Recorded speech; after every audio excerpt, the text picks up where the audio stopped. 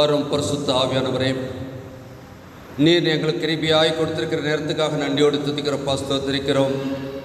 இப்பொழுது நம்முடைய வேதத்தில் உள்ள அதிசயங்களை நாங்கள் காணும்படியான நீர் எங்களை கிருபையாய் ஜெபிக்கிறோப்பா. அடியனை மறைத்து ஆவியானவரை இடைவிட வேண்டுமா ஜெபிக்கிறோம். அன்று சீசரை அனுப்புகின்ற பொழுது பேசுகிறவர்கள் நீங்கள் அல்ல, பிதாவின் ஆவியானவரே உங்கள் மூலமாய் பேசுவார் என்று சொல்லி அனுப்பின தேவன் தாமே. இப்பொழுதும் அடியனை மறைத்து நம்முடைய வார்த்தை வெளிப்பட வேண்டுமா ஜெபிக்கிறோம். கேட்க எங்கள் ஒவ்வொருவரையும் நீர் தகுதிப்படுத்தும். கர்த்தாவே, நம்முடைய வார்த்தையே சத்தியம் சுவாமி. ஆமீன். கர்த்தருக்குள் பிரியமானவர்களே, எத்தனை ஆலயங்களுக்கு சென்றாலும் பெருங்குடி ஆலயத்திலே வந்து உங்களோடு கூட கர்த்தரை துதிக்கின்ற பொழுது ஆண்டவருடைய பிரசன்னத்தை உணரவும், ஆண்டவருடைய அன்பை ருசித்து பார்க்கவும் கர்த்தர் அடியனுக்கு கிருபை பாராட்டுகின்றார். இந்த நாளிலும் கூட உங்களோடு கூட வந்து இந்த ஆராதனையை பங்கு கொள்ளவும் கர்த்தருடைய வார்த்தையை கொடுக்கவும் என்னை அழைத்த நம்முடைய மூத்த ஆயர் அருட்பணி அறிவர் கே தேவதாஸ் ஐயா அவர்களுக்கும், இந்த அனுமதியை கொடுத்த நம்முடைய தெற்குவாசல் ஆயர் வட்ட போதரமா அவர்களுக்கும் நன்றியினை கொள்கின்றேன். ஒருவேளை நான் இந்த நாளிலே இங்கே வருவது கடவுளுடைய சித்தமாய் இருந்திருக்கின்றது. இந்த ஞாயிறுக்கு முதியோர் ஞாயிறு, எல்ட்ரஸ் சண்டே, நான் உங்களோடு கூட இருந்த காலங்களிலும் அதைத் தொடர்ந்து நான் மற்ற இடங்களுக்கு சென்று கொண்டிருக்கின்ற நேரங்களிலும் ஊழியத்தின் காரியமாய் செல்கின்ற பொழுது எனக்கு அன்பு வைத்தவர்கள் என்னிடத்தில் சொல்கின்ற காரியம், கர்த்தருக்கு ஊழியம் பண்ணுங்க, ஆனால் உங்களோட உடம்பை பார்த்து கொள்ளுங்கள். ஏனென்றால் அவர்கள் சொல்லுகின்ற பொழுது, உங்களுக்கு 60 வயசுக்கு மேலே ஆச்சு, நீங்களும் வயதான ஆளாக ஆகிப்பட்டீர்கள், எனவே அன்றைக்கு சின்னத்தம்பிங்கிற பெயர் இருக்கலாம், ஆனால் நீங்கள் சின்னத்தம்பி இல்லை, நீங்களும் முதியவர்களாய் ஆகிக்கொண்டிருக்கிறீர்கள் என்று சொல்கிறதை அவர்களுடைய அன்பின் நிமித்தமாய் நான் அறிய முடிகின்றது. கடந்த மாதம் கூட 7 நாட்கள் அப்போலோ மருத்துவமனையில் இருந்தேன். உடனே நான் ஆண்டவர் பலப்படுத்துகின்றார், ஆண்டவருக்காக ஓடிக்கொண்டிருக்கின்றோம். ஆனாலும் ஒரு சில நேரங்களில் சத்துருவானவன் கொண்டு வருகிற பலவீனங்களையும் நாம் மேற்கொள்ள வேண்டிய காலத்துக்குள்ளாக வந்து கொண்டிருக்கின்றோம். இந்த முதிய ஞாயிறிலே நிச்சயமாக இங்கே நான் வந்திருப்பதும், இங்கே இருக்கின்ற முதியோர்களெல்லாம் பார்க்கின்ற பொழுது நிச்சயமாக ஆண்டவருடைய திருச்சமூகத்திலே நான் மகிழ்கின்றேன். இங்கே இருக்கின்ற திருச்சபை மக்கள் அனைவர் சார்பாகவும் நம்முடைய ஆலயத்தில் இருக்கிற முதியவர்களுக்கு ஆண்டவரின் திருப்பெயராலே வாழ்த்துதலையும் வணக்கத்தையும் தெரிவித்துக் கொள்கின்றேன். என்றால் அவர்களுடைய இன்றைக்கு நமக்கு கொடுக்கப்பட்டிருக்கின்ற மையப்பொருள் முதியோரின் ஞானம், அவருடைய அறிவு. இன்றைக்கு நிச்சயமாக பெருங்குடி திருச்சபையிலே நம்முடைய முதியோருடைய சொல்லை கேட்டு நாம் நடக்கின்ற சூழ்நிலையிலே நாம் இருக்கின்றோம். அதற்காக நாம் கர்த்தருக்கு நன்றி செலுத்த கடமைப்பட்டிருக்கின்றோம். இன்றைக்கு அநேக திருச்சபையிலே முதியவர்களை கண்டும் காணாமல் இருக்கின்ற சூழ்நிலை, நம்முடைய எல்லா நிலைகளிலும் நம்முடைய பிள்ளைகளுக்கு நாம் முன்மாதிரியாக இருக்கின்றோம். எப்படி பெரியவர்களை முதியவர்களை நாம் கனம் பண்ண வேண்டும் என்பதை நாம் சொல்லிக் கொண்டிருக்கின்றோம் என்பதை நான் நினைக்கின்ற பொழுது நிச்சயமாகவே இது என்றைக்கு இங்கு பெருங்குடியிலே ஆலயம் ஆரம்பிக்கப்பட்டதோ, சபை ஆரம்பிக்கப்பட்டதோ, அன்றைக்கு இருந்து இன்றைக்கு வரைக்கும் அதை கண்கூடாக பார்க்கின்ற மகா பெரிய சிலாக்கியத்தை கர்த்தர் கொடுத்திருக்கின்றார். பின் சந்ததியும் அதை பின்பற்றக்கூடிய சூழ்நிலைக்குள்ளாக இருக்கின்றோம். இன்றைக்கு எனக்கு ஒருவேளை இந்த ஞாயிற்றுக்கிழமையின் தலைப்பை மட்டும் நான் தியானிக்க வரவில்லை. இந்த மாதத்தின் இந்த கடைசி ஞாயிறு, இன்றைக்கி கடைசி ஞாயிறு, அப்படி தானே? வரக்கூடிய மாதம் அக்டோபர் மாதம். அக்டோபர் மாதம்னாவே அர்ப்பின் ஸ்தோத்திர பண்டிகை நாம் ஆசரிக்க இருக்கின்றோம். எல்லா ஆலயங்களிலும் பெரிய ஆலயங்களில் பார்த்திங்கன்னா என்ன பண்ணுவாங்கனாக்கா, அர்ப்பின் பண்டிகைனாக்கா வாரம் வச்சிடணும். காரணம் என்ன? சம்பளம் வாங்குவாங்க. அந்த வாரம் விட்டாச்சுனாக்கா நம்முடைய திருச்சபையின் தேவைகளை நாம் சந்திக்க முடியாது. ஆனால் நம்முடைய பெருங்குடி திருச்சபை இன்றைக்கல்ல என்றைக்குமே எல்லா வாரமுமே நாம் ஆசிரிக்கின்றவர்களாக இருக்கின்றோம். 4ஆம் வச்சாலும் நம்ம ஆசீர்வாதமான தட்டை ஆசீர்வாதத்தோடு கூட எடுத்து சொல்கின்றோம். எனவே நம்ம வரக்கூடிய 3ஆம் வாரம் நமக்கு அர்ப்பண ஸ்தோத்திர பண்டிகை, அதற்கும் நம்மை ஆயத்தப்படுத்த முடியாய் நாளில் நான் அழைக்கப்பட்டிருக்கின்றேன். முதலாவது முதியோர் ஞானம். ஒருவேளை இன்றைக்கு சற்று நேர தியானத்திலே பார்க்கின்ற பொழுது லூக்கா நற்செய்தி நூலை எடுத்து வைத்துக் கொள்வோம். அதில் 1ஆம் அதிகாரம் 5 முதல் 7 வசனங்களை பார்க்கின்ற பொழுது அங்கு நமக்கு நன்கு தெரிந்த ஒன்று என்னது? சகரியா எலிசபெத் தம்பதியினர். ஆனால் அவருடைய நிலைமையை நாம் அறிந்திருக்கின்றோம். அதை நான் சொல்லிக்கொள்ள நான் முற்படுகின்ற முன்பாக நாம் அறிந்திருக்கின்றோம். இவை இந்த வாசித்த இந்த 3 வசனத்தை 2 தலைப்புகளிலே உங்களுக்கு சுருக்கமாக சொல்லி நான் மீண்டுமாக அர்ப்பண பண்டிகைக்குள்ளாக கடந்து செல்ல இருக்கின்றேன். ஒன்று, பணியில் உண்மை உள்ளவர்களாய் இருந்தார்கள். 2வது, வேண்டுதலில் வல்லமை இருந்தது. 2வது, வேண்டுதலில் வல்லமை இருந்தது. 1, பணியில் உண்மையாக இருந்தார்கள். வசனம் 5, 6 என்ன பண்ணுது?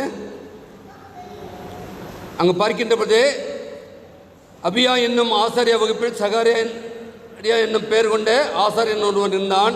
அவன் மனைவி ஆரோனின் குமார்த்தி ஒருத்தி, அவள் பெயர் எலிசபெத். அவர்கள் ஒருவரா? அங்கே என்ன போடப்பட்டிருக்கு?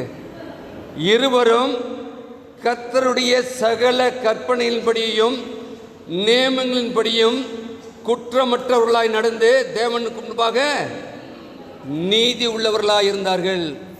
அப்படினால் குடும்பம் என்று வருகின்ற பொழுது ஏதோ கணவன் பார்த்து கொள்வார் கர்த்தருடைய காரியத்தை, நாம் வீட்டு வேலையை பார்த்து கொள்ளும் என்று பெண்கள் இருக்க அல்ல, அல்லது பெண்கள் இருக்கின்றார்கள், அவர்கள் ஜெபத்துக்கு செல்வார்கள், உபவாசம் பண்ணுவார்கள், அவர்கள் கர்த்தருடைய காரியத்தை பார்த்து கொள்வார்கள், நம்முடைய காரியத்தை பார்த்து கொள்ளும் சொல்லி ஆண்கள் இருக்க அல்ல.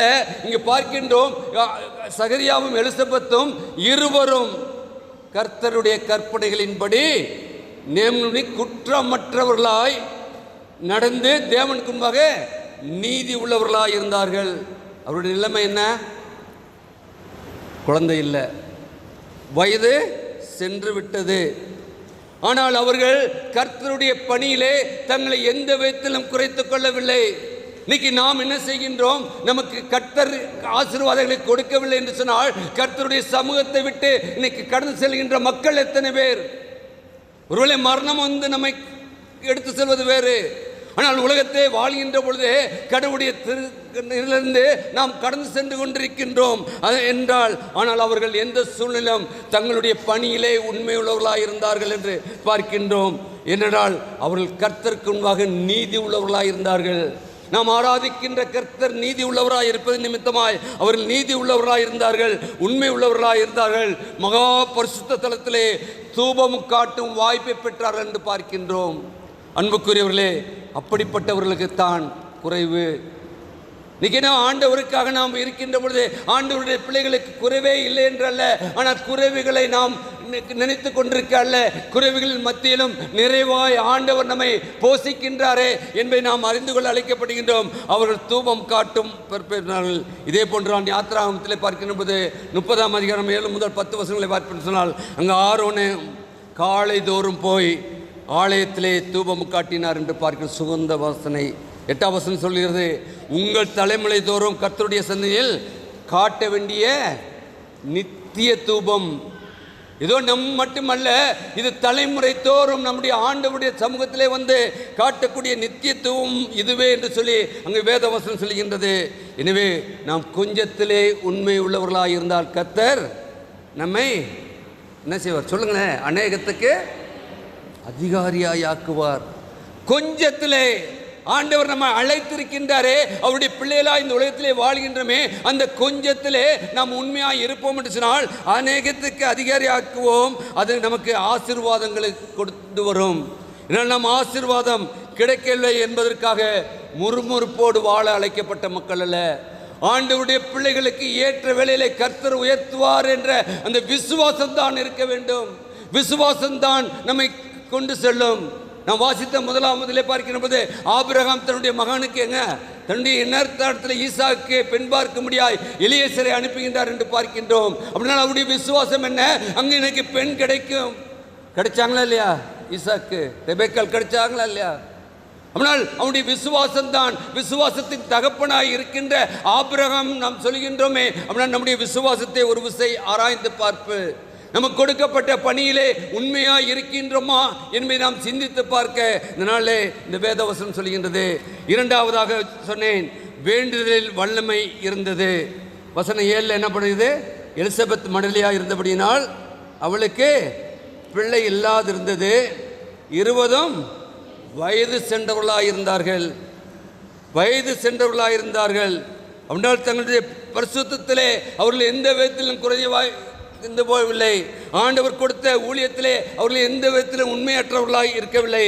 ஆனால் அவர்களுடைய வாழ்விலே முதிர் வயதானாலும் குழந்தை இல்லாத ஒரு சூழ்நிலையில் இருக்கின்றோம்.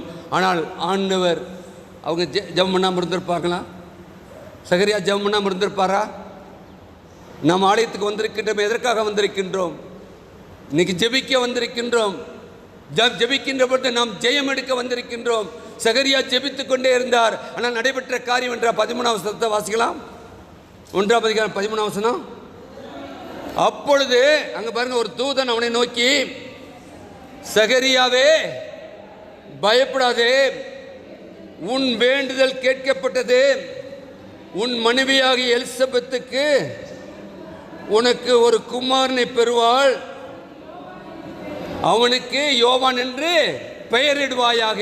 ஹல்லேலூயா, ஹல்லேலூயா. இன்னைக்கு வந்திருக்கிறோமே, ஜெபிக்கின்றோமே, ஜெபித்து எனக்கு கிடைக்கல என்று இருக்கின்றோமே. இன்றைக்கு நமக்காக ஆயத்தம் பண்ணின தூதன் நமக்கு இறங்கி வந்திருக்கின்றார். அவர் அன்றைக்கு சகரியாவுக்கு சொன்ன அதே வார்த்தையை, பயப்படாதே மகனே மகளே, உன்னுடைய காரியங்களை அறிந்திருக்கின்றேன். நிச்சயமாகவே நீ வரும் நாட்களிலே நீ ஆசீர்வாதத்தை காண்பாய். அன்றைக்கு அங்கு பார்க்கின்றோம், யோவானை சொல்கின்ற பொழுது ஒரு ஆண் பிள்ளை பிறக்கும் என்று மட்டுமல்ல, ஒரு குமாரனை பெறுவார்னு சொன்னது மட்டுமல்ல, அவனுக்கு யோவான் என்று பெயரிடுவாயாக. யோவான் ஸ்நானத்தை பற்றி பார்த்திருக்கோம்ல, கர்த்தருக்காக வழியை ஆயத்தம் பண்ணினவர். அப்படின்னா நம்முடைய தலைமுறை கர்த்தருக்கு வழியை ஆயத்தம் பண்ணுகின்ற தலைமுறையை கர்த்தர் கொடுக்க இருக்கின்றார். அப்படின்னா நம்முடைய வாழ்க்கை என்பது நம்முடைய வாழ்க்கை அல்ல, கடவுளுக்காக வழியை ஆயத்தம் பண்ணுகின்ற ஒரு வாழ்க்கையாக இருக்கின்றது என்பதை நாம் அறிந்து கொள்ள அழைக்கப்படுகின்றோம். அவருடைய முதியோரின் அறிவை நாம் பெற்றுக்கொள்கின்றவர்களாக இருக்க வேண்டும். அங்கு பார்க்கின்றோம். அது மட்டுமல்ல, அங்கு பரத்திலிருந்து தேவதூதன் வந்து சொல்லுகின்றதை பார்க்கின்றோம். அப்படினால் அவருடைய ஜெபத்துக்கு அங்கு வல்லமை ஏற்படுகின்றது.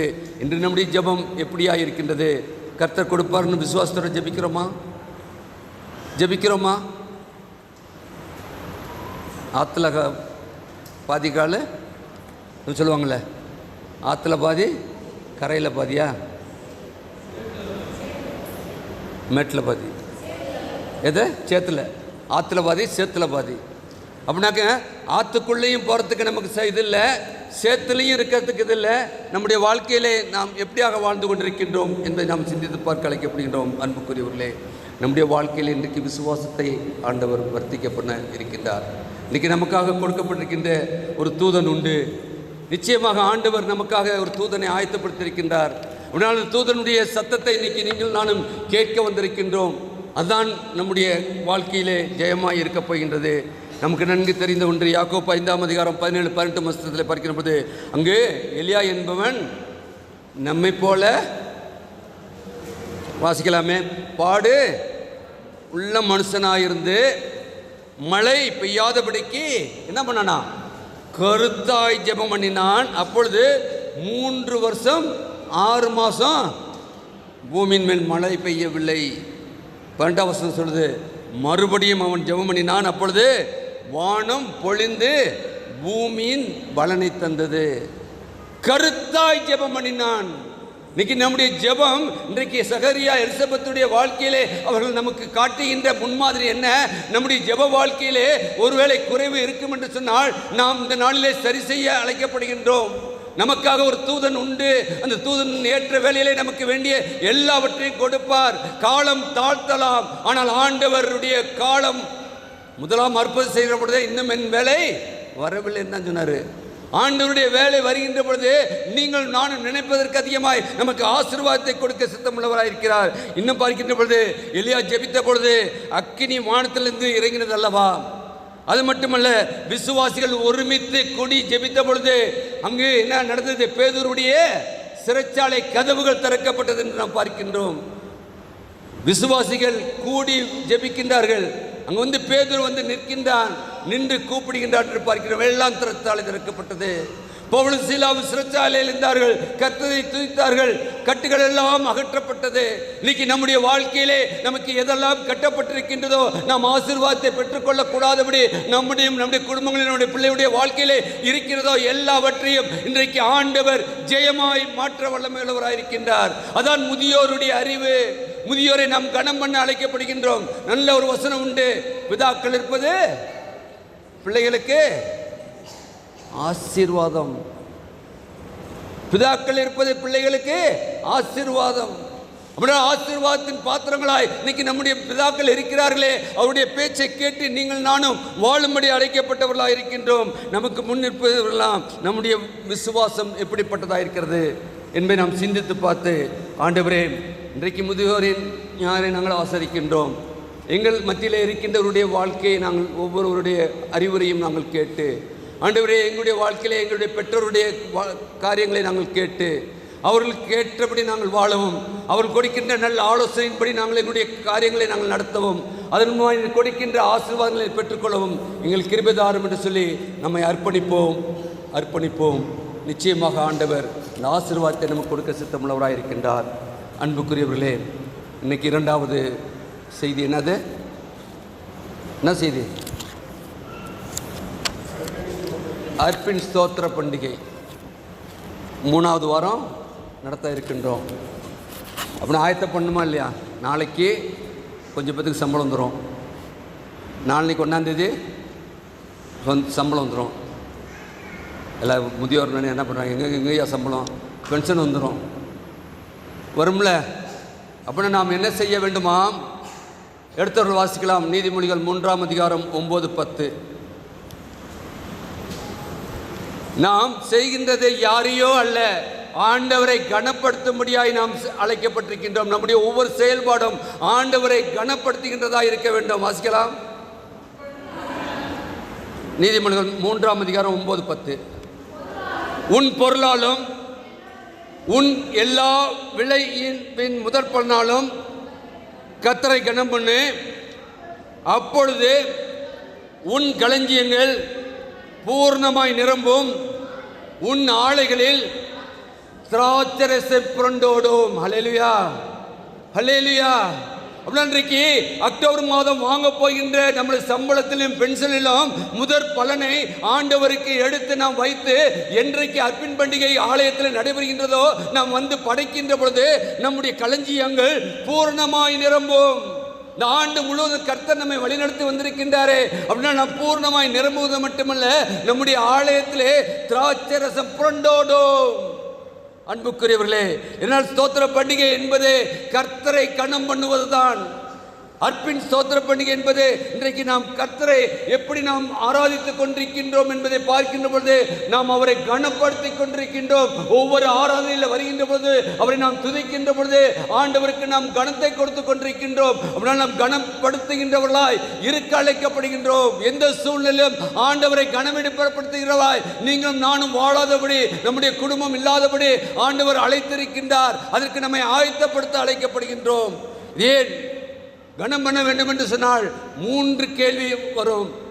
ஏன் கனம் பண்ண வேண்டும், எப்படி கனம் பண்ண வேண்டும், எங்கே கனம் பண்ண வேண்டும், வருதா இல்லையா? கேள்வி கேட்கறதுக்கு நமக்கு நிறைய சொல்லணும். ஒரு காரியம் சொல்லியாச்சுன்னா கேள்வி கேட்கறதுக்கு நிறைய பேர் உண்டு, ஆனால் பதில் சொல்வதற்கு ஆட்கள். ஏன், எப்படி, எங்கே, இந்த 3 கேள்விக்கு இன்னைக்கு கர்த்தருடைய சமூகத்திலிருந்து நாம் பதில் பெற்றவர்களாய் கடந்து செல்ல இருக்கின்றோம். கடந்து சென்றது மட்டுமல்ல, வரக்கூடிய 3வது வாரத்திலே ஆண்டவருடைய திருச்சமூகத்திலே நம்மையும் நம்முடைய குடும்பத்தையும் ஆசீர்வதித்ததை நாம் நினைவு கூற இருக்கின்றோம். ஏன் கனம் பண்ண வேண்டும்? உபாகமம் 26ஆம் அதிகாரம் 16ஆம் வசனத்தின் பின்பகுதியை பார்க்கின்ற பொழுது, கர்த்தர் உனக்கும் உன் வீட்டாருக்கும் அனுக்கிரகம் பண்ணின சகல நன்மைகளின் நிமித்தம் கர்த்தரை கனம் பண்ண வேண்டும். புரிஞ்சிருச்சா இல்லையா? புரிஞ்சிச்சா இல்லையா? கர்த்தர் உனக்கும் உன் வீட்டாருக்கும் அனுக்கிரகம் பண்ணின சகல நன்மைகளின் நிமித்தம் சந்தோஷப்படுவீர்களாக. சந்தோஷப்படுகின்ற பொழுது கர்த்தரை கனம் பண்ண வேண்டும். என்னால் நம்முடைய வாழ்க்கையிலே பார்க்கின்ற போது ஒரு நிமிடம் கர்த்தருடைய வழி நடத்தலை எண்ணி பார்க்க அழைக்கப்படுகின்றோம்.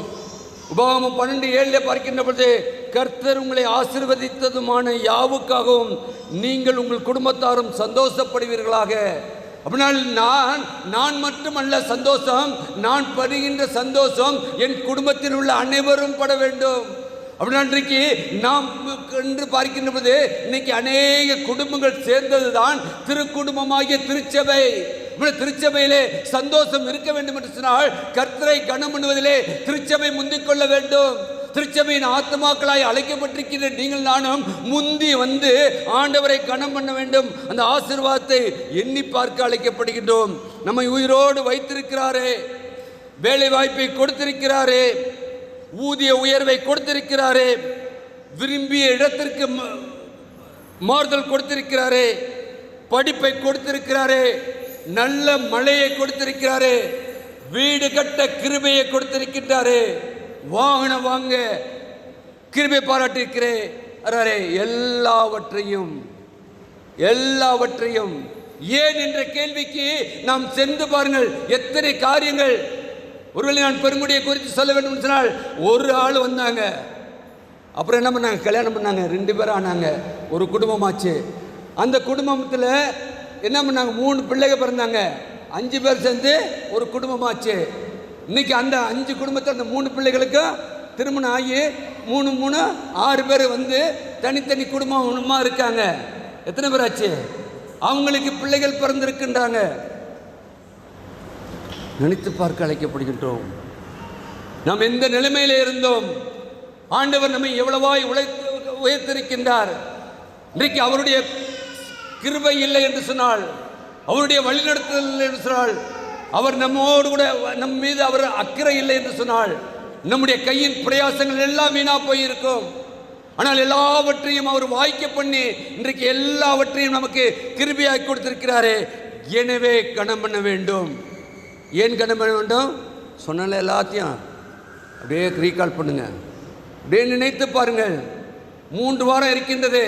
அதில் நம்முடைய திருச்சபை மக்களுக்கு அனைவருக்கு என்ன ஆகும், வாரம் சனிக்கிழமை சம்பளம். அதனால் நான் பேட்டா ஷோரூமில் வேலை பார்க்குற பொழுது அங்கே எவ்ரி ஃபார்ட்நைட் சேலரி, அதாவது 2 வாரத்துக்கு ஒரு தடவை சம்பளம். 5 ஆண்டுகளில் வேலை பார்த்தேன். வியாழக்கிழமை வாங்குவேன், அடுத்த வேலை வந்துட்டு அதுக்கு அடுத்த வியாழக்கிழமை சம்பளம்.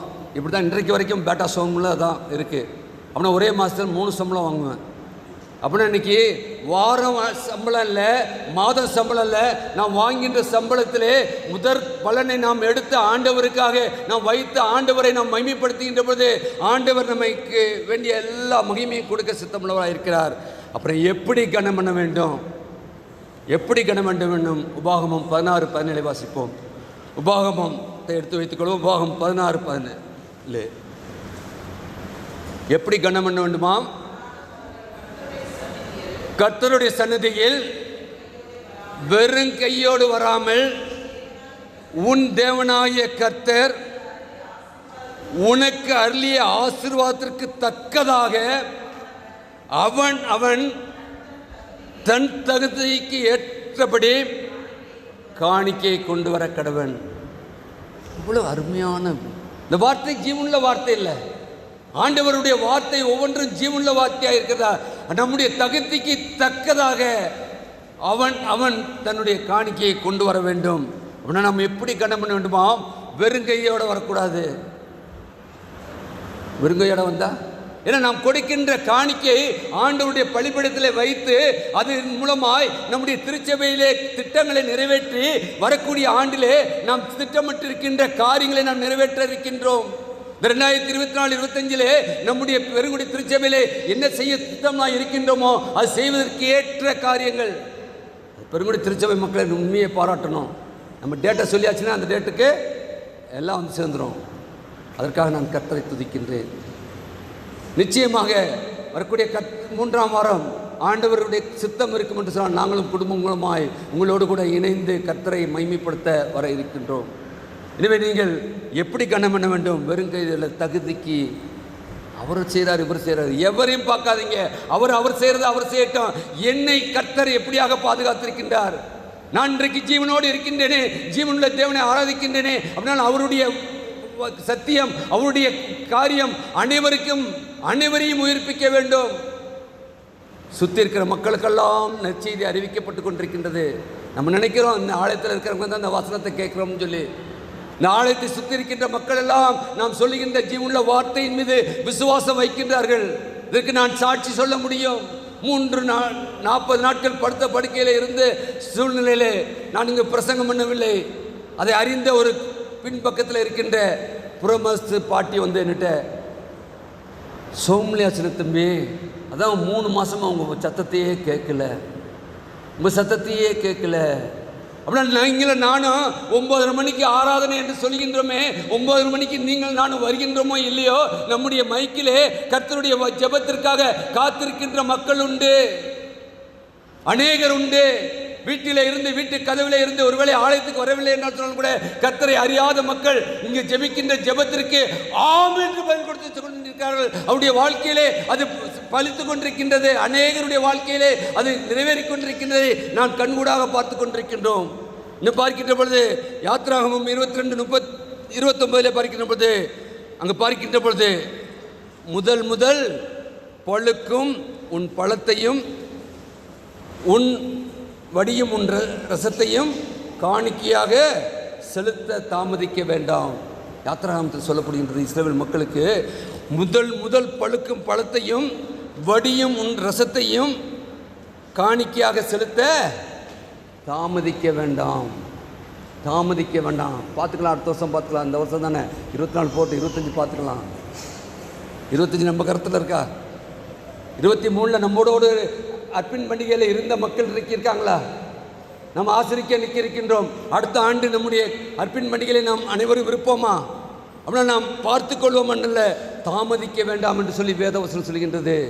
அன்றைக்கு இஸ்ரவேல் மக்கள் கொடுக்கப்பட்ட வார்த்தை தான் இன்றைக்கு புதிய இஸ்ரவேல் மக்களாகிய உங்களுடைய வாழ்க்கையிலும் என்னுடைய வாழ்க்கையிலும் பிரதிபலிக்க வேண்டும். தாமதிக்க வேண்டாம். ஆண்டவருக்கு கனம் செலுத்துவதில் நீங்கள் தாமதம் செலுத்த வேண்டாம். எல்லாவற்றிலும் முதற் பங்கை தேவனுக்கு கொடுப்பது நமது வாழ்க்கையின் முக்கிய குறிக்கோளாக இருக்க வேண்டும். அதான் வாரத்தின் முதல் நாள் அதிகாலை வேளையிலே ஆலயத்துக்கு வருகின்றோம். அந்த வாரம் முழுவதும் ஆண்டவர் நம்மை பாதுகாக்கின்றார். இன்னைக்கு ஆலயத்தை மறக்கவும் என்று சொன்னால் ஆண்டவர் நம்முடைய ஆசீர்வாதங்களுக்கு அவர் பாத்திரராக இருக்க மாட்டார். ஆண்டவரை நாம் தேடி வருகின்ற பொழுது இன்றைக்கு தான் எத்தனை சோதனைங்க. நைட்டு நம்ம ஆலயத்துக்கு வர முடியாதபடி எத்தனை சோதனைங்க. அன்றைக்கி தான் விசேஷத்துக்கு போகிறதா, ஆலயத்துக்கு போகிறதா? இன்னைக்கு மக்களுடைய காரியங்கள். அந்த காலத்தில் ஒரு கர்த்தரை அறியாத மக்கள் தான் ஞாயிற்றுக்கிழமை வச்சுருந்தாங்க. கர்த்தரை இருந்து, ஆனால் ஆலயத்திலே வந்து நாம் இருக்கின்ற பொழுது, ஆலயத்திலே நாம் வந்து ஆண்டவரை ஆராய்த்து விட்டு நாம் எங்கு போனாலும் நமக்கும் நாம் செல்கின்ற இடத்திலே அவர்களுக்கும் ஆசீர்வாதம் உண்டு. எனவே நாம் அப்படிப்பட்ட ஒரு வாழ்க்கை வாழ அழைக்கப்படுகின்றோம். தாமதிக்க வேண்டாம். அது மட்டுமல்ல, 12ஆம் வசனம் சொல்கின்றது, அதற்கு அவன் 13ஆம் வசனம், நீ போய் உன் வார்த்தையின்படி ஆயத்தப்படுத்து, ஆனாலும் முதல் அதில் எனக்கு ஒரு சிறிய அடையை பண்ணி என்னிடத்தில் கொண்டு வா. இது நமக்கு தெரிந்த ஒன்று. 1 ராஜாக்கள் 14ஆம் அதிகாரத்தில் சாரிபாத் உதவியத்தில் எலியா தீர்க்கதரிசி போகின்றார். போய் என்ன பண்ணுறாரு? ஏதாச்சும் கொடுங்க. அவர் என்ன சொல்கிறாங்க? ஒன்றும் இல்லை, ஒரு இப்படி மாவு இருக்குது, நானும் என் மகனும் சேர்த்து மடியறதுக்கு. ஆனால் அவர் சொல்லுகின்றார், இல்லை, நீ போய் முதலாவது பிறகு பொறுக்கினது செய்வதற்கு. அதோடு அவருடைய வாழ்க்கை முடிய போகின்றது. இன்னைக்கு நம்முடைய வாழ்க்கையிலும் அப்படிப்பட்ட ஒரு சூழ்நிலைகளாக நாம் இருப்போம் என்று சொன்னால் நான் அது முடிவல்ல. ஆண்டவருடைய ஆசீர்வாதங்கள், ஆண்டவருடைய அற்புதத்தை பெறுவதற்கு நாம் தொடக்கமாக இருக்கின்றது. நம்முடைய வாழ்க்கையில எல்லாம் முடிந்து விட்டது, இனி வாழ்க்கையே இல்லை என்று சொல்லி நாம் இருக்கின்ற பொழுது அங்கே பார்க்கின்றோம், அங்கு அந்த விதவைக்கு சொல்லுகிறார், நீ போய் முன் வார்த்தையின்படி ஆயத்தப்படுத்து, நீ சொன்ன மாதிரி போய் அடைய செய்ய, ஆனாலும் முதல்ல சிறிய அடையை பண்ணி என்னிடத்தில் கொண்டு வா, பின்பு உன் குமாரனும் பண்ணலாம் என்றார். அது கொடுத்த மாத்திரத்திலே இங்கு நமக்கு தெரிந்தது, அவருடைய வாழ்க்கையிலே எல்லா குறைவிலையும் நீக்கின கர்த்தர் தேவாதி தேவன். இன்றைக்கு நம்முடைய வாழ்க்கையிலே குறைவு உண்டு. குறைவில்லாத மக்கள் அல்ல, ஆனால் குறைவுகளிலே ஆண்டவருடைய திருச்சபத்திலே நாம் அர்ப்பணிக்கின்ற பொழுது அவர் எல்லாவற்றையும் அறிந்தவர் தான் நம்மை தேடி வருகின்றார். தேடி வந்து மகனே மகளே என்று கூப்பிடுகின்றார். கூப்பிடுகின்ற பொழுது அவருடைய சத்தத்துக்கு நாம் கீழ்ப்படுகின்ற பொழுது அந்த சத்தத்தின்படி நாம் செய்வோம் என்று சொன்னால் அது ஆசீர்வாதமாய் மாறும் என்பதை நாம் பார்க்கின்றோம். அங்கு பார்க்கின்ற பொழுது முதற் பலனை அவருக்கு கொடுக்க வேண்டும். அதான் சொல்கின்ற பொழுது பொருளால். அது மட்டுமல்ல, ரெண்டாவதாக எப்படி கொடுக்க வேண்டுமாம்? 10ல் 1 செலுத்தி கணம் பண்ண வேண்டும். 10ல் 1. உபாகமம் 26:12. உபாகமம் 26:12. நீ உன் வரத்திலெல்லாம் 10ல் 1 எடுத்து 10ல் 1 எடுத்து போதும் கணம் பண்ணு. உன் வரத்திலெல்லாம் என்னங்க வருதோ, நான் வேலை பார்க்குறேன், உண்மை, கடவுள் அது கேட்ட சம்பளத்தை கொடுக்குறாரு. ஆனால் என்னோடய சொந்த ஊரில் எனக்கு நிலம் இருக்குது, நான் அங்கே போய் விவசாயம் பண்ணுறேன், அதுலேயும் பலன் கொடுக்குறாரா இல்லையா? அதுக்கு வேண்டிய மழையை கொடுக்குறாரு, நீர் பாய்ச்சுறாரா இல்லையா? ஏற்ற வேளையில் அறுவடை பண்ணுறோமா இல்லையா? அதனால தான் அங்கே சொல்கிறாரு, உன் வரத்திலெல்லாம், குடும்பத்திலே என்னென்ன வரவு இருக்கின்றதோ உன் வரத்தில் எல்லாம் 10ல் 1 கொடுத்து கனம் பண்ண வேண்டுமாம். மல்கியா தீர்க்கதரிசி சொல்லியின் பொழுது 3ஆம் அதிகாரம் 8ஆம் வசனே, மனுஷன் தேவனை வஞ்சிக்கலாமா? நீங்களோ என்னை வஞ்சிக்கிறீர்கள். எதிலே உம்மை வஞ்சித்தோம் என்கிறீர்கள்? தசம பாகத்திலும் காணிக்கையிலும் தானே என்று சொல்லி அங்கு ஒரு எச்சரிப்பின் செய்தியை பார்க்கின்றோம். நீங்கள் எதை வஞ்சிக்கின்றீர்கள்? தசம பாகத்திலும் காணிக்கையிலும் தானே என்று சொல்லி அங்கு பார்க்கின்றோம். அன்புக்குரியவர்களே, இன்னும் 3ஆம் அதிகாரம் 10ஆம் வசனத்திலே, தசம பாகங்களை எல்லாம் பண்டகசாலையிலே கொண்டு வாருங்கள், அப்பொழுது நான் வானத்தின் பனகணிகளை திறந்து இடம் கொள்ளாமல் போக மட்டும் உங்கள் மேல் ஆசீர்வாதத்தை வர்ஷிக்க மாட்டேனோ என்று அதனாலே என்னை சோதித்து பாருங்கள். யார் சொல்றது? யார் சொல்றது? சர்வத்தையும் படைத்த கர்த்தர். அவர் சொல்கிறார், என்னை சோதித்து பாருங்கள். என்ன, நீங்கள் உங்களுடைய தசமபாகத்தை கொண்டு வந்து காணிக்கையை பண்டகசாலையிலே கொடுப்பீர்கள் சொன்னால் நான் வானத்தின் பனங்களை திறந்து உங்களை இடங்கொள்ளாமல் போக மட்டும் உங்களை ஆசீர்வதிப்பேன் என்று சொல்லி அவர் வாக்கு பண்ணுகின்றார். இந்த வாக்குத்தத்தத்தை பற்றி பிடித்துக் கொள்வோம். நெகேமியா பார்க்கின்ற பொழுது 13ஆம் அதிகாரம் 12ஆம் வசனம் சொல்கிறது, யூதர் எல்லோரும் தானியம், திராட்சரசம், எண்ணெய் என்பவர்களின் தசம பாகத்தை பொக்கிஷ அறையிலே கொண்டு வந்தார்கள். எல்லாத்தையும் கொண்டு வந்தார்கள். எது? தானியம் மட்டுமல்ல, திராட்சரசம் எல்லாவற்றையும் அங்கு கொண்டு வந்தார்கள் என்று பார்க்கின்றோம். நாம் எதை கொண்டு வர இருக்கின்றோம்? 10ல் 1, 100ல் 10, 1000ல் 100, 10,000ல் 1000, 10,000ல் 1,00,000ல் 10,000. எதை கொண்டு வர இருக்கின்றோம்? ஆயத்தப்படுவோம். இந்த வார்த்தை ஜீவ புத்தகத்தில் இருக்கின்றது. இதோ வெளியிலிருந்து வந்து வாங்க அல்ல. நம்முடைய திருச்சபை பெரிய திருச்சபை, ஒரு திருத்தரோடு ஆரம்பிக்கப்பட்டு கடந்த 27ஆம் தேதியோடு 77 ஆண்டுகளை நாம் நிறைவு செய்திருக்கின்றோம். 78ஆம் ஆண்டுக்குள்ளாக வந்திருக்கின்றோம். அநேக ஊழியங்கள் நடந்து கொண்டிருக்கின்றது. அப்படினால் நாம் எப்படியாக நம்முடைய வரவு, எல்லா வரவையும் போடுவோம். அதில் எப்படி நாம் 10ல் 1 கொடுக்க நாம் ஆயத்தப்பட இருக்கின்றோம் என்பதை நாம் சிந்தித்து பார்க்க அழைக்கப்படுகின்றோம். மூன்றாவதாக அதிலே பார்க்கும்போது எப்படி கொடுக்க வேண்டுமாம்? உற்சாகமாய் செலுத்தி கனம் பண்ண வேண்டும். உற்சாகமாக, ஏதோ விசனமாயும் கட்டாயமும் இல்லை. 2 கொரிந்தியர் 9ஆம் அதிகாரம் 7ஆம் வசனம் சொல்கின்றது, நாம் எப்படி உற்சாகமாய் வர வேண்டும். நாம் விசனமாயும் கட்டாயமும் அல்ல, அவனவன் விசனமாயும் கட்டாயமும் இல்லை, தன் மனதில் நியமித்தபடியே கொடுக்க கடவன். உற்சாகமாய் கொடுக்கிறதிலே கடவுள் பிரியமாக இருக்கிறார். மனுஷன் பிரியமாக இருக்கானா இல்லையோ, கடவுள் சொன்னது தான். அவர் வாக்கு கொடுத்தது தான். வாக்கு மாறாத தேவன். உற்சாகமாய் அவருடைய காணிக்கையை நாம் படிப்போம்னு சொன்னால், நாம் ஏதோ கடமைக்காக ஏதோ சொல்லிட்டாங்க, நம் கடமை இது கடமையே கிடையாது. ஆண்டவருடைய திருச்சமத்திலே நீங்கள் கொடுக்கின்ற ஒவ்வொன்றும் ஆண்டவர் நமக்கு ஆசீர்வாதமாய் கொடுக்க சித்தமுள்ளவராக இருக்கின்றார். அப்படினால் அங்கு பார்க்கின்ற பொழுது கடவுள் பிரியமாக இருக்கிறார். கடவுளை பிரியப்படுத்த தான் நாம் அழைக்கப்பட்டிருக்கின்றோம். கடவுளுக்கு பிரியமான ஒரு வாழ்க்கை நாமும் நம்முடைய குடும்பமும் இருக்க அழைக்கப்படுகின்றோம். எனவே தேவாலயத்திலே காணிக்கையை பார்க்கின்றோம். அங்கே பார்க்கின்ற பொழுது மார்க் 12ஆம் அதிகாரத்தில் பார்க்கின்றோம். காணிக்கைப்பட்டிக்கு எதிராக ஆண்டவர் உட்கார்ந்துருக்காரா இல்லையா, இருந்தாரா இல்லையா? 12ஆம் அதிகாரம் 14ஆம் வசனம் 41ஆம் வசனம். ஏசாமி காணிக்கை பக்கத்தில் உட்கார்ந்துருக்காரு. நிச்சயமாக இருக்காரா இல்லையா? ஆண்டவர் எங்கும் இருக்கின்றார். நம்முடைய செயல்பாடுகள் ஒவ்வொன்றையும் அவர் பார்க்கின்றார். நாம் எங்கே இருந்தாலும் எப்படி இருந்தாலும் அதை நாம் பார்க்கின்ற பொழுது அங்கே பார்க்கிறோம், அங்கே இருக்கின்றார். அங்கே பார்க்கின்ற ஜன வராங்க. காணிக்கைப்பட்டியில் எல்லாரும் ஐஸ்வர்யான் வந்து போடுறான். அநேகமாக 12ஆம் வருஷத்தில் ஏழை விதவையும் வந்து ஒரு துட்டுக்கு சரியான 2 காசை போட்டால், ஒரு துட்டுக்கு சமமான 2 காசு. ஆனால் அங்கே 43ஆம் வசனத்தில் சீசரை பார்த்து ஆண்டவர் என்ன சொல்கிறாரு? சீசரை நோக்கி, இந்த ஏழை விதவை அதிகமாய் போட்டால் என்று மெய்யாகவே உங்களுக்கு சொல்கிறேன், அவர்கள் எல்லாரும் தங்கள் பரிபூர்ணத்திலிருந்து போட்டார்கள். இவ்வளோ தன் வறுமையிலிருந்து தன் ஜீவனத்துக்கு உண்டாயிருந்ததெல்லாம் போட்டு விட்டாள் என்றால், தன் ஜீவன் போனாலும் எனக்காக ஜீவன் தந்து கடவுளுக்கு கொடுப்பேன் என்று சொல்லி உற்சாகமாய் கொடுத்தார். ஹல்லேலூயா, ஹல்லேலூயா. இன்றைக்கு நீங்கள் நானும் உற்சாகமாய் 3வது வாரத்தில் பார்க்கிற பொழுது நாம் வருகின்ற 9:30 மணிக்கு ஆலயம்னா 9 மணிக்கெல்லாம் வந்துடணும். எங்கே வர்றது?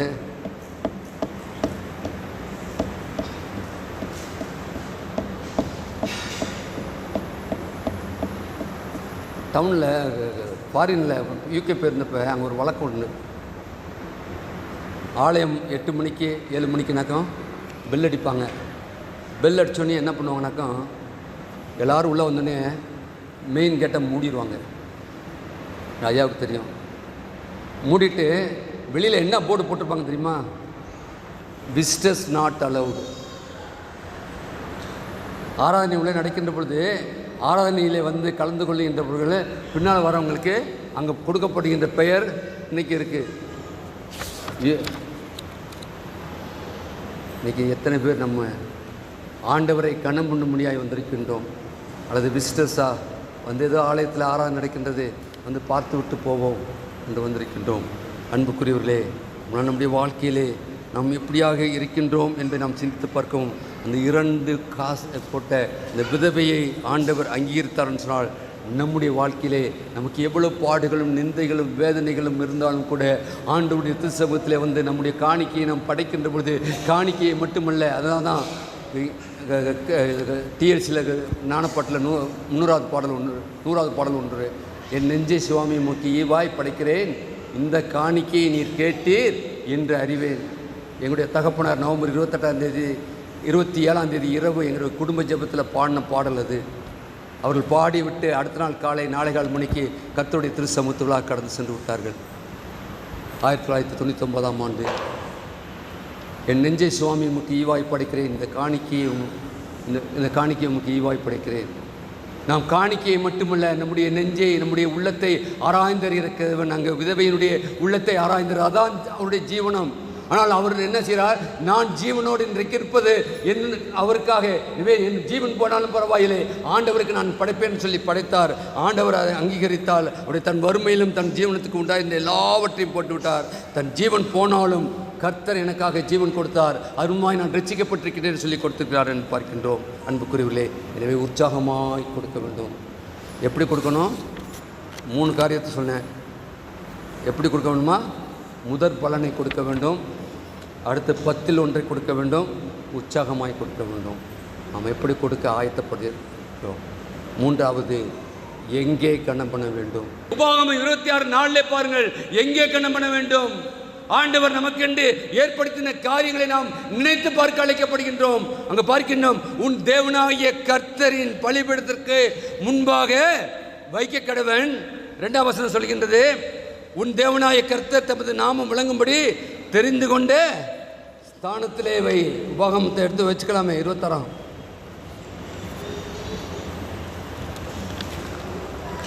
உபாகமம் 26 பாருங்க, அங்கே என்ன நடைபெறுகின்றது? உன் தேவனாய கர்த்தர் உனக்கு சொந்தமாய் கொடுத்த சில நீ போய் சேர்ந்து அதை கட்டிக்கொண்டு அதில் வாசம் பண்ணு. ஆனாலும் என்ன பண்ணுமா? அங்கே இருக்கின்ற நாட்கள் மட்டுமல்ல, அப்பொழுது அங்கே 5ஆம் வசனம் 4ஆம் வசனம் சொல்லுது, அப்பொழுது ஆசாரியன் கூட 3ஆம் வசனத்தை வாசிக்கலாம். அந்நாட்களில் இருக்கும் ஆசாரத்தில் சென்று அவனை நோக்கி, கர்த்தர் எங்களுக்கு கொடுக்க தம்முடைய பிதாக்களுக்கு ஆணையிட்ட தேசத்தில் வந்து சேர்ந்தேன் என்று சொல்லி, இன்று உம்முடைய தேவனாய கர்த்தருடைய சந்நிதியில் அறிக்கையிடுகிறேன் என்பாயாக. அப்பொழுது ஆசாரியன் அந்த கூடையை உன் கையில் இருந்து வாங்கி அதை உன் தேவனாய கர்த்தரின் பலிபீடத்திற்கு முன்பாக வைக்க கடவன். அப்பொழுது நீ உன் தேவனாய கர்த்தர் சென்று வசனித்து சொல்ல வேண்டியது என்னவென்றால், என் தகப்பன் அழிவுக்கு நேரான சீரியா தேசத்தான் இருந்தான். அவன் கொஞ்சம் ஜனங்களோட எகிப்துக்கு போய் அவ்விடத்தில் பரதேசியாக சஞ்சரித்து அங்கே பெரிய பலத்த திராட்சை சாதியானான்.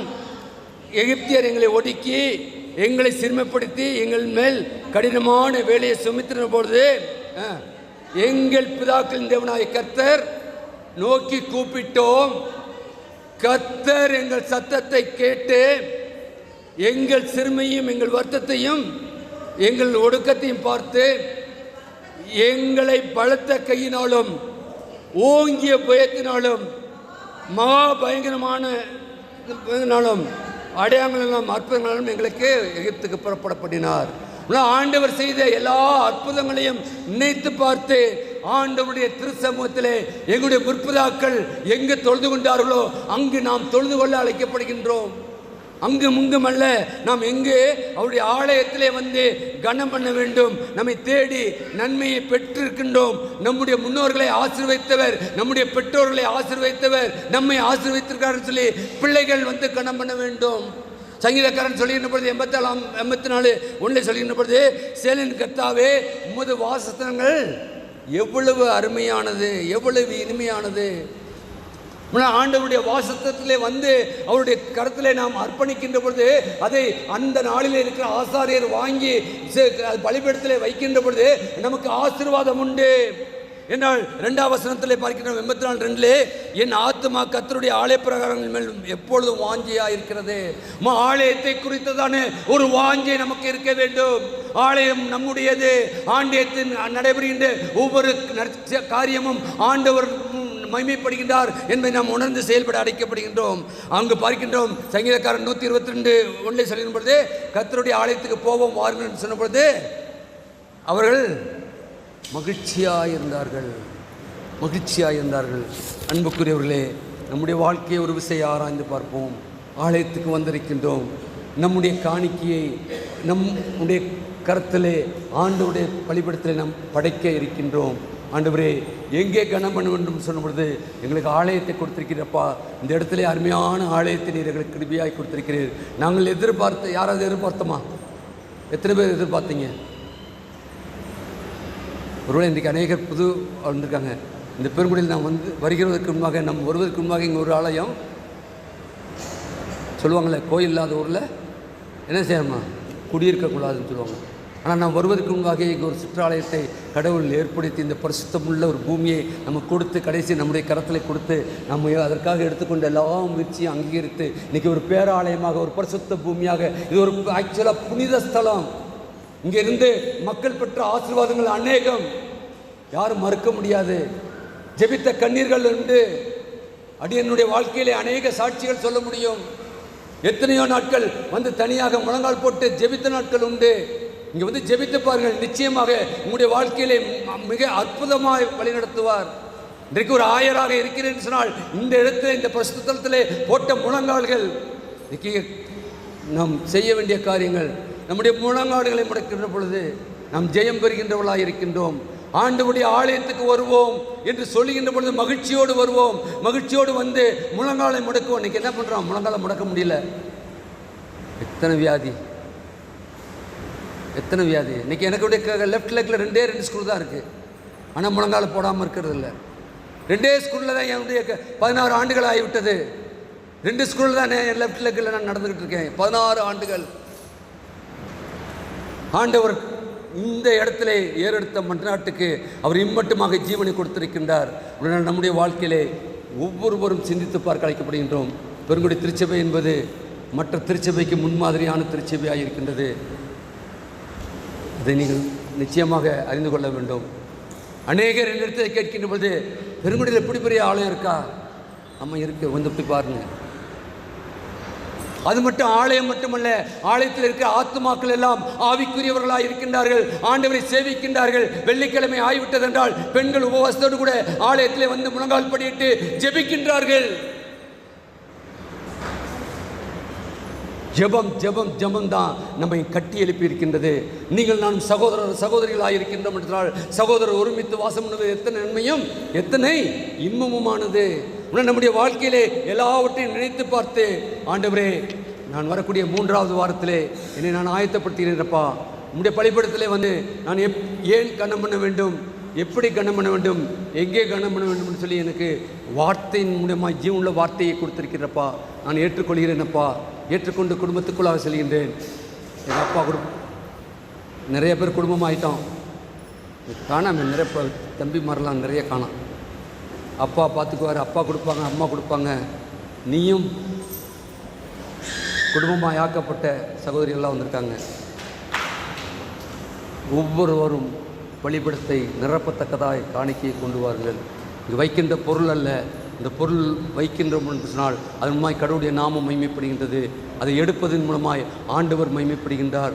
ஆண்டவருடைய மைமைப்படுத்துவதற்காக வருகிற ஒருவரும் வெறுங்கையோடு வராமல் வெறுங்கையோடு செல்லக்கூடாது.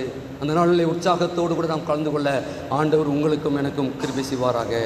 ஆமேன். ஜெபம் செய்வோம். மகா கிருபையும் இரக்கமுள்ள கர்த்தாவே, நீர் எங்களை கிருபையாய் கொடுத்த வார்த்தைகளுக்காக நன்றியோடு மெத்தரிக்கிறோம், ஸ்தோத்திரிக்கிறோம். ஆம் கர்த்தாவே, முதியோர் ஞானம் என்று சொல்லி கர்த்தாவே எங்களுக்குள்ளாக இருக்கின்ற முதியோர்களை கர்த்தாவே நாங்கள் நினைத்து பார்த்து அவர்களுக்காக உங்களுக்கு நன்றி செலுத்துகிறோம் அப்பா. அவர்களுக்கு வேண்டிய சத்துவத்தை தாரும். முதிர் வயதிலும் கர்த்தாவே அவர்களுக்கு வேண்டிய பலனையும் சத்துவத்தையும் கர்த்தாவே வயது நிமித்தமாக ஏற்படுகிற எல்லா பலங்களையும் நீக்கி போட்டு பலப்படுத்தி கர்த்தாவே அவர்களை எங்களுக்கு ஆசீர்வாதமாய் வைக்க வேண்டுமா ஜெபிக்கிறோம்ப்பா. நாளை கர்த்தாவே நாங்கள் கேட்ட சத்தியத்தின்படி கர்த்தாவே வரக்கூடிய நாட்களிலே உடைய சனி நாட்களே நாங்கள் வந்து உமக்கு நன்றி செலுத்த எங்களுக்கு உண்மை கனம் பண்ண எங்களுக்கு கிருபையாக ஜெபிக்கிறோம். எங்களை தாழ்த்தி உடைய கருத்தில் அர்ப்பணிக்கின்றோம். எங்களை கொண்டு நீர் என்ன சித்தமாக இருக்கிறதோ வந்திருக்கிற நாங்கள் ஒவ்வொருவரும் அர்ப்பணிக்கின்றோம், பொறுப்படுத்திக் வழிநடத்தும். எல்லா துதி கனமையும் மக்கள் அடிக்கின்றோம். நீர் பிரேசம் ஜெபிக்கிறோம். ஜீவன் நல்ல பிதாவே. ஆமீன் ஆமீன்.